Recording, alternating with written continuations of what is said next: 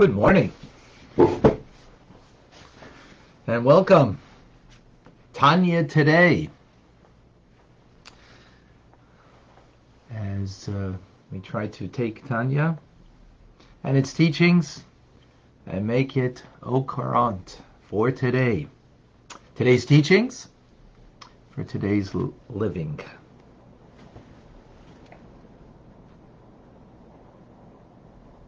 Teach.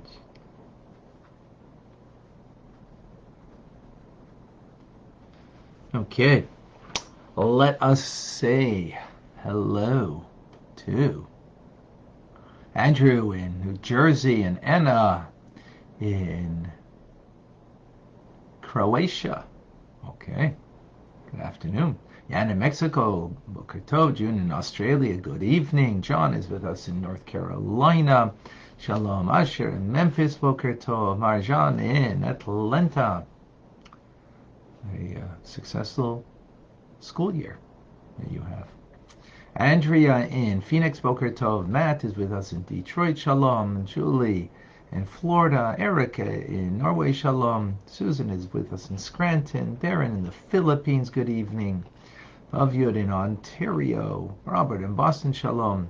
Gianna, welcome. Susan, good morning. TJ in Australia, good evening.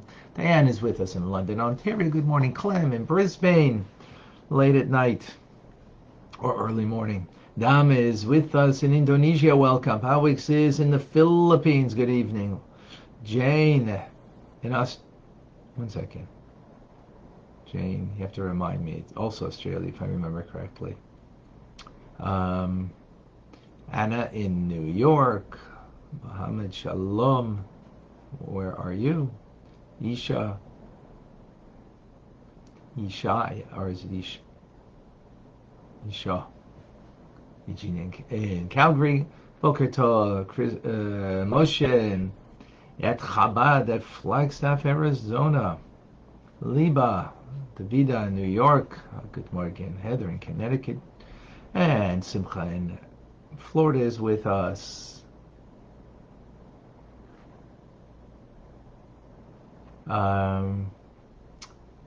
Are people having their Facebook interrupted? I see that Liba is saying that. Okay.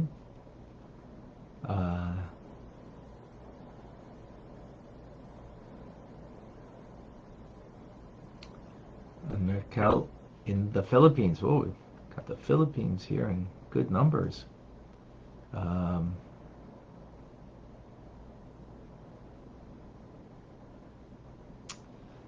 Pita, Johannesburg, Chabad. Amazing. Okay.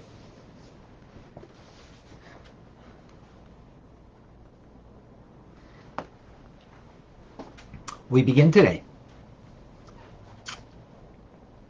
The 15th letter. Lengthy. Unique. It's about the 10 divine attributes. And how do we understand the 10 divine attributes? It's ultimately by understanding ourselves. So, just a preface before we get into the meat of the letter, which today will just be a small intro. We know that God is infinite. How do we know that? Because we're not. However, to suggest that God is merely infinite would suggest that God has a limitation, that he can be limited.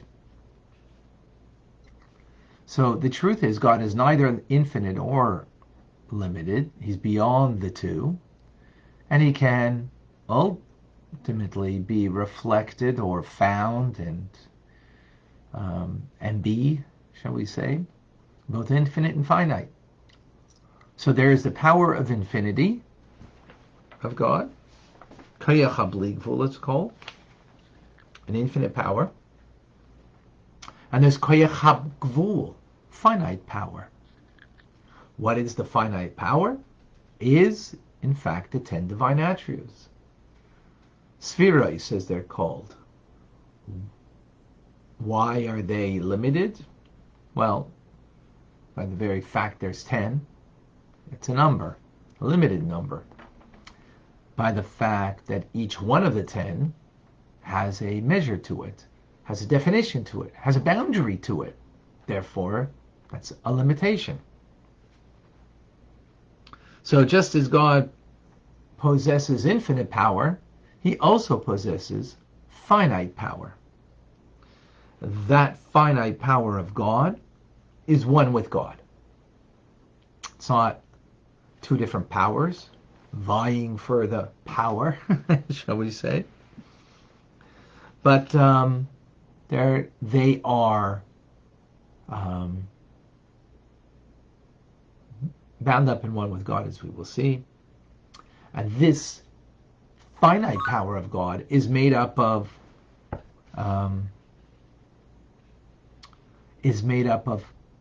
two qualities: light and vessel, ore and keli. The ore is sort of the limitless part, and the vessel, the container, like the mug is a container, is the limiting part, as it were. That being said, both the light and the vessel are bound up in one with the Ein Sof, with the limitlessness of God. So we shouldn't view it as like, different qualities or different powers or different, no. Shouldn't view it in that manner. We should view it as,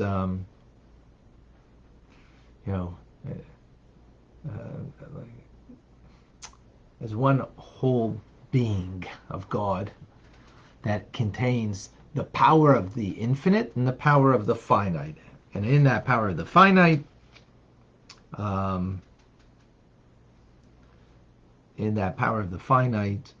is made up of light and vessel, ore and keli. Now, what we're going to do over here is, in order to understand that, the Alter Rebbe begins and says to us, Lahavin mashal umalitza divrei chacham v'chidusam v'inyan sfiros. To understand the allegory and the metaphor of the words of the wise and their riddles with respect to the spheroids.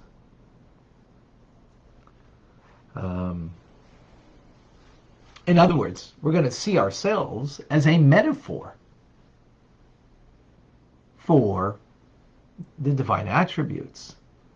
How so? So the Alter Rebbe explains, as the verse says in Job, Iyov, Nipsari echsa elaka. From my own flesh, I perceive, I'm aware, I see the divine. I behold the divine. In other words, by understanding how the soul interplays with the body within me, I can understand how the soul of creation, God, the power of God, which is the divine attributes, interplay with the body of creation. That's how I can.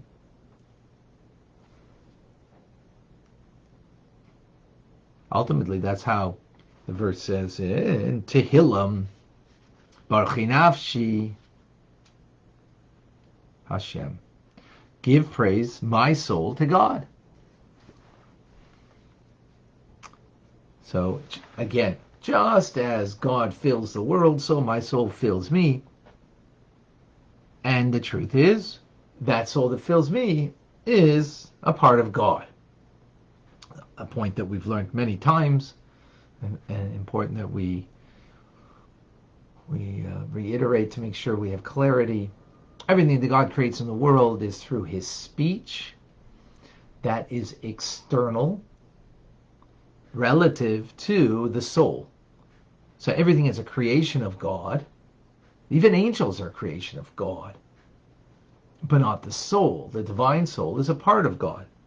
And that is the idea. It says in the Pasuk, V'yipap apav nishmas chaim, as the Zohar explains, that God blew into his nostrils the breath of life.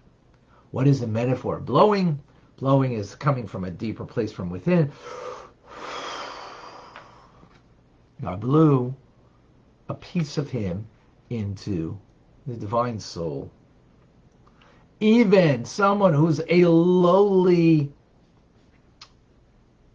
soul doesn't come from a very lofty place.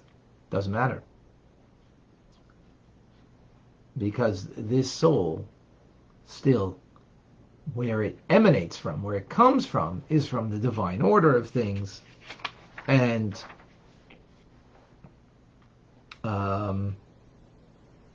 divine order of things, as he explains in the Kabbalistic terminology, that even someone's a nefesh. Now, there are the three levels of the soul from within: nefesh, ruach, neshama. Nefesh being the lowest of them.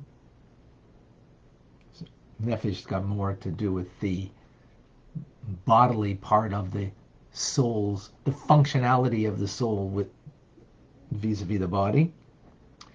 Ruach is more the emotions, and neshama is the intelligence. So even a soul that comes from this lower grade of nefesh, of the world of Asiya, the lowest world of Asiya, still derives from a union between the Zoh and Malchus. Zoh is the 6 emotions that are referred to as masculine, and Malchus is feminine. So there's a union between, just as down here there's a union between male and female, you beget new life, a child. So likewise, above, there's a union between the male and female parts of the divine attributes, the 6 divine emotive attributes, male, and Malchus, the feminine. Through that union, there's born a soul. Even if that soul, and that union is of Zoh and Malchus. Zoh is an acronym, Zayin Aleph, Zeir Ampin, small faces. Small faces refers specifically to the 6 emotions, that each emotion is small in the sense that it is very limited, very unique, special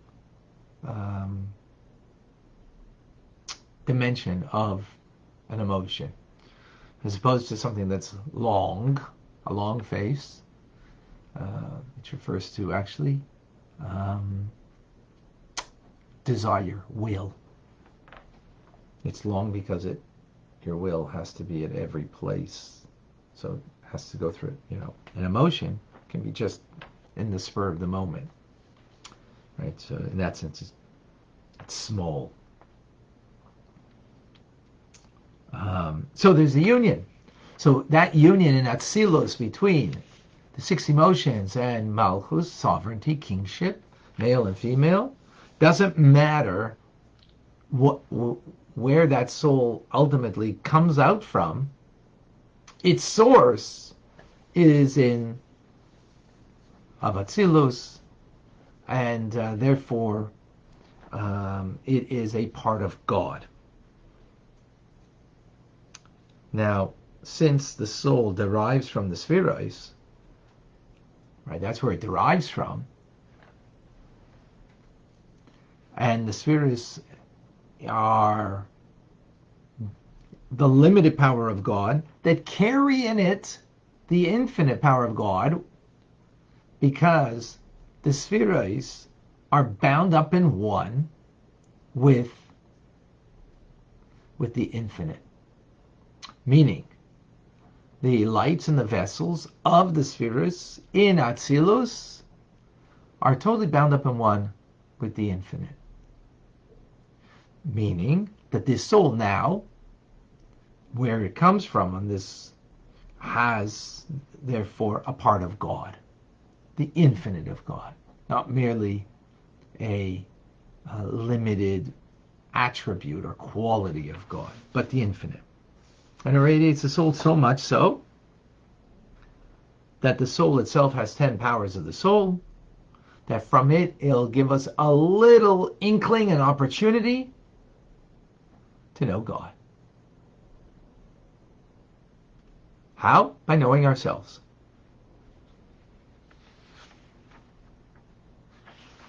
By knowing ourselves. So that's what it means, from my flesh I will behold God, understanding how the soul radiates, that is a part of God, that therefore gives me the opportunity to knowing myself, knowing that part of God within me, to know God. Enable us to know something at least.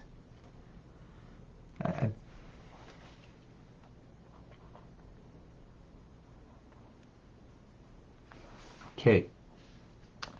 So that's the teachings. Short idea. Excuse me, let's unpack this a bit. We will continue with this for several days.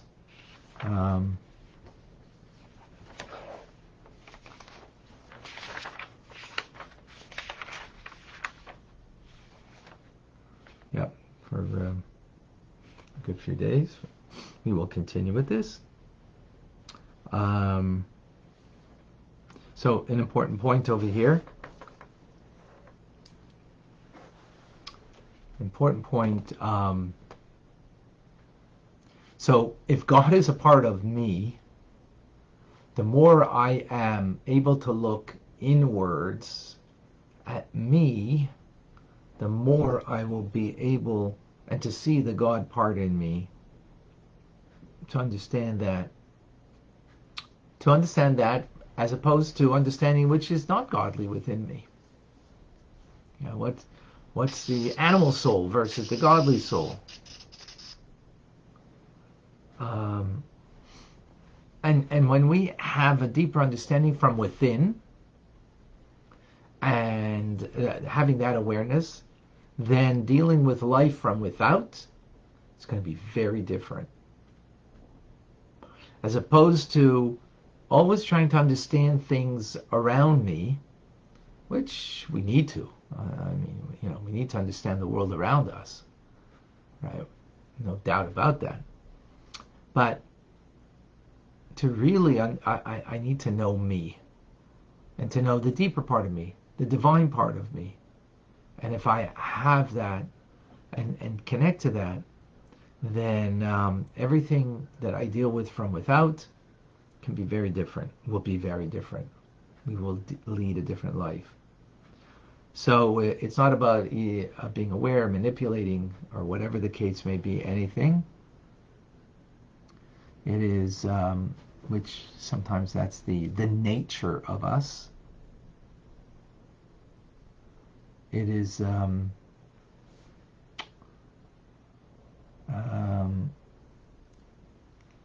it is, what should we say?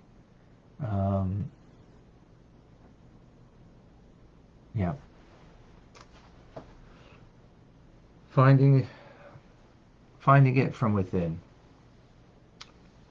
We have that power. There's a famous story of someone who was having some troubles and having some doubts, and he was a rabbi, and he was also studying to become a psychologist. And this is like, and so he called up. He wasn't a chassid he wasn't a Lubavitcher, but he wanted some advice from the Rebbe, from Lubavitcher Rebbe. So he called up to. This is maybe in the 50s, a long time ago, maybe 50s, maybe 60s. In any case, he calls up to the secretariat of the Rebbe, and Rabbi Chodakov, one of the Rebbe secretaries, responds and says, he says, he didn't give his name, but I'm living in Baltimore, and I'm having some issues and da da da da, and I don't know how to resolve them. So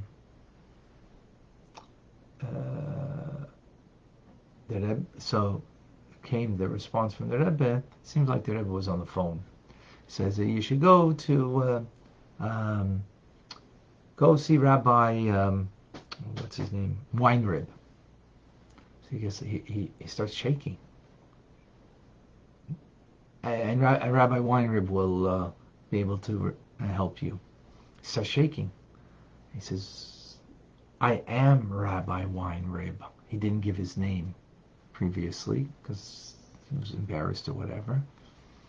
So then came the message to him, Samol medafregen zich allein. Sometimes we have to ask ourselves the question, and we have to get the answers from ourselves. So we have the answers. We just have to be able to know who's talking in us. Is it my animal soul talking, or is it my divine soul that's talking? Is it my insecurity that's talking? Is it my secureness, my goodness that's talking, or is it my hurt that's talking?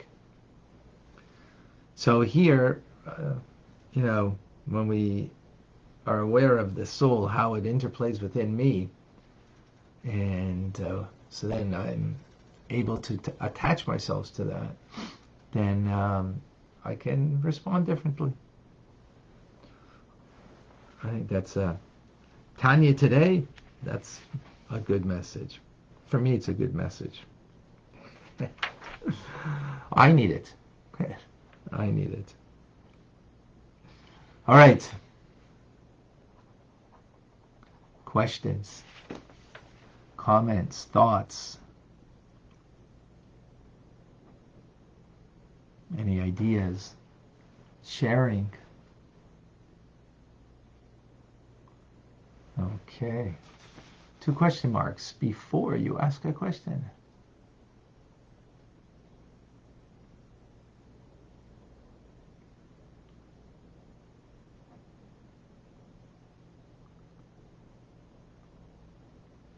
Is everybody having a lot of people having difficulty on Facebook, frozen screens and stuff? I haven't had that before.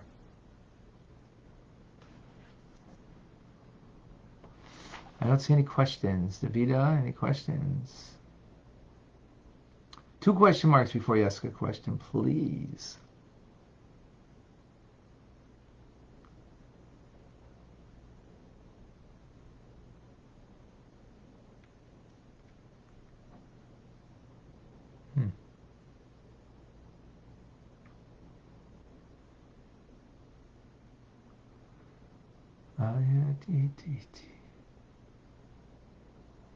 Okay, I don't see anything. Anybody on Clubhouse? Anybody wants to share something? Please do.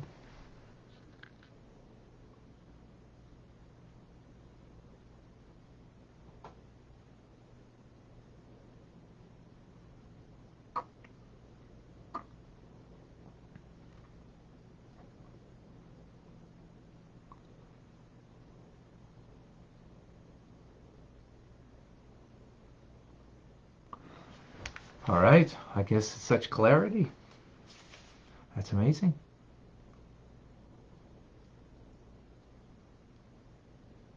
Someone asked about Rosh Hashanah. I don't see it now. About shofar. If they're not, you can't hear a recording of a shofar or hear it online on Rosh Hashanah. So the best thing is that you should learn how to blow the shofar if you're in a place that no one else is there to blow. Get yourself a shofar. Learn how to blow the ram's horn. Now you can learn from online, and that way you can fulfill the mitzvah appropriately. Daisy from Jerusalem. If we are soul are attached totally to God, then can't we do anything that He does? If we are so the godly soul totally, then we can do them also, right? I mean, logically, that's what it should be. Yeah, but we have an animal soul. That's what I mentioned, that we have to know who's talking. Is it my hurt talking, which is from my animal soul, or is it my godly soul that's talking, which is beyond the hurt? Isn't hurt. The godly soul isn't hurt. It may be bound, it may be incarcerated, right? But it's not hurt. And it's still godly. So who's talking in me? So that we need to have that awareness, so we know what's what. I see anybody asking? Oh, I hope these that. So yes, so righteous people who have done away with their animal soul, converted it, transformed it, that it's no longer has any negativity to it. That's what means righteous.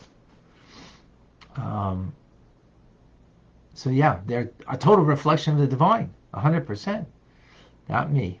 It's not me. I don't think any of us.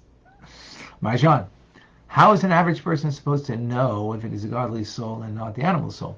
So again, okay, these are some, tonight we have the Tanya Mentor program.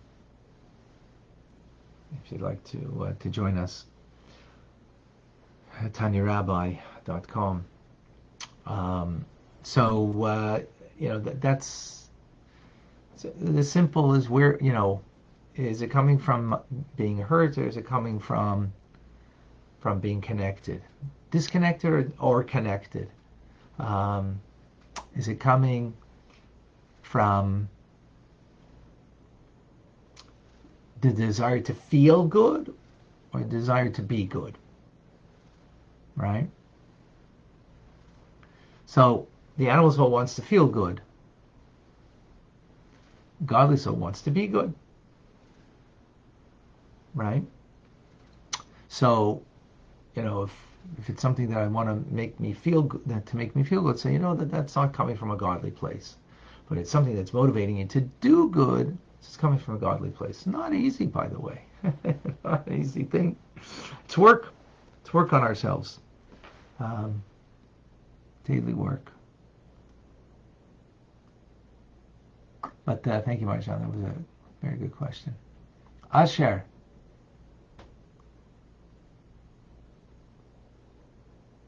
Moichin is root from moyach. Yes, brain. Moyach means brain. Okay, so days we answered. Asher, Marjan.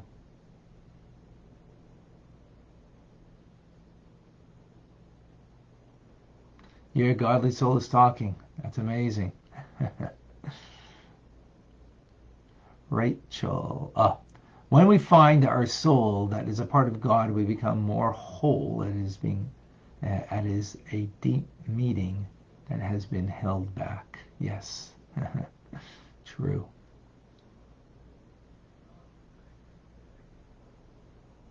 You had a question, June. Okay. Can you repost it? Sorry.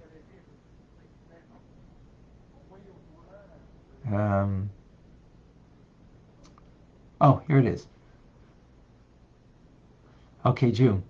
Do we not all start with our breath from God's soul? So it is not the breath the same at all, as it is not up to us where we stand with God, except for some chosen ones.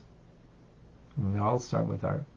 Oh, okay. I think I understand your question.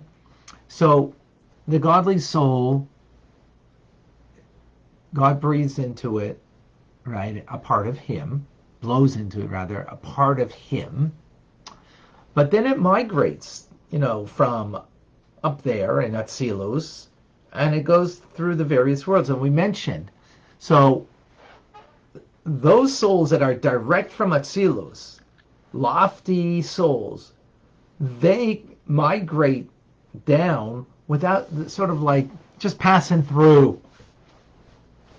Sometimes you pass through some places, and where you pass through, that place has no effect on you. You're beyond it.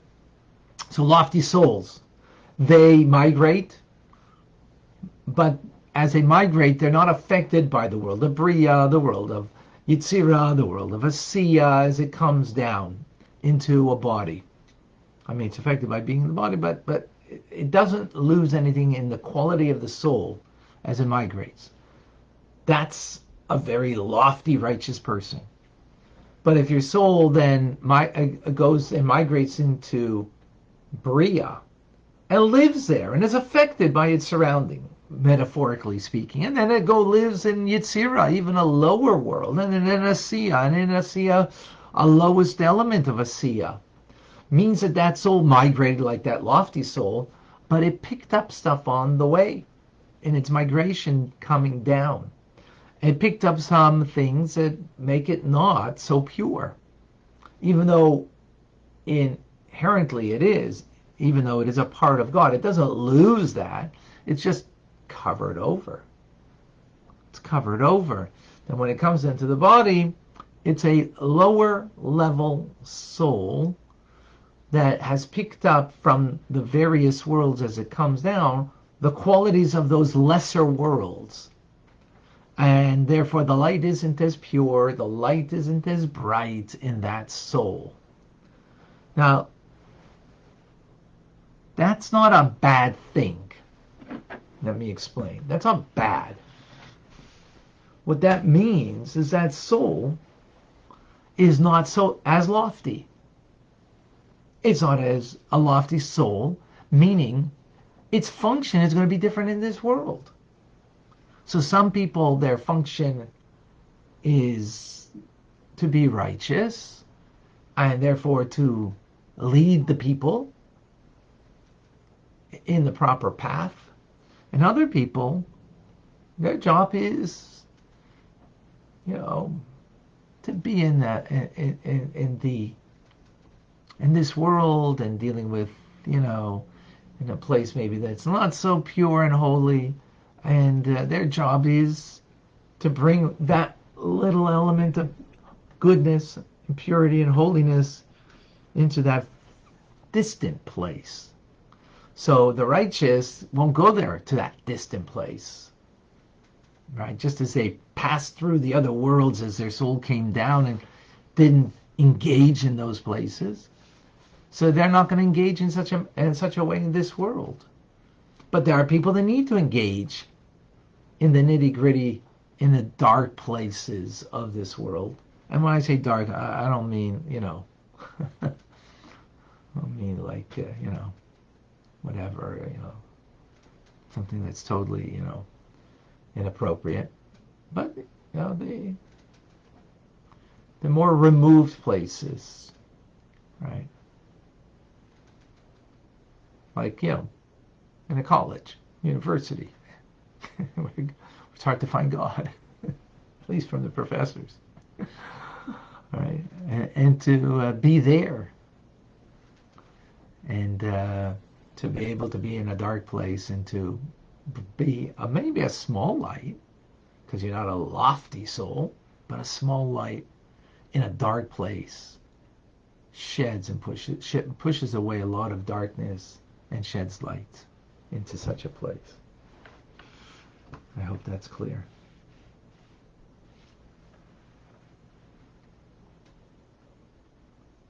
Okay, thank you, June, for that.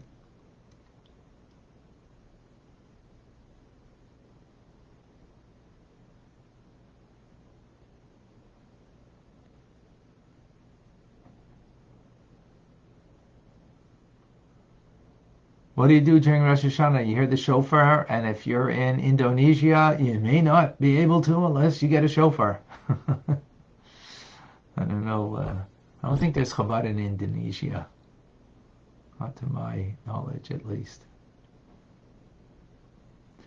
Yeah, folks, I think for Rosh Hashanah is coming up, if you're not in a community, in a Jewish community, to be able to hear shofar. By the way, this is just an obligation for Jewish people.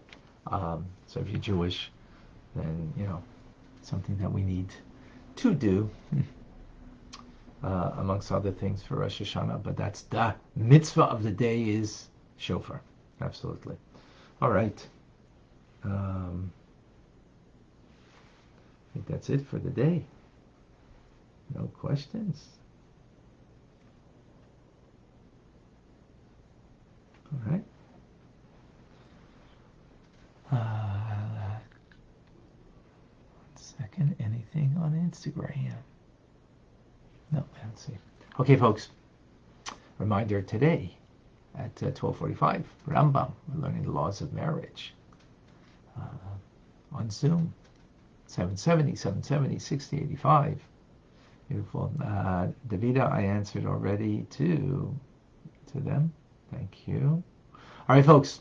I'm Rabbi Ronnie Fine, coming to you from Chabad Tzich in Kadesh in Montreal, Canada. It's a privilege and a pleasure to share with you the Tanya. Have a wonderful day. Thank you for joining.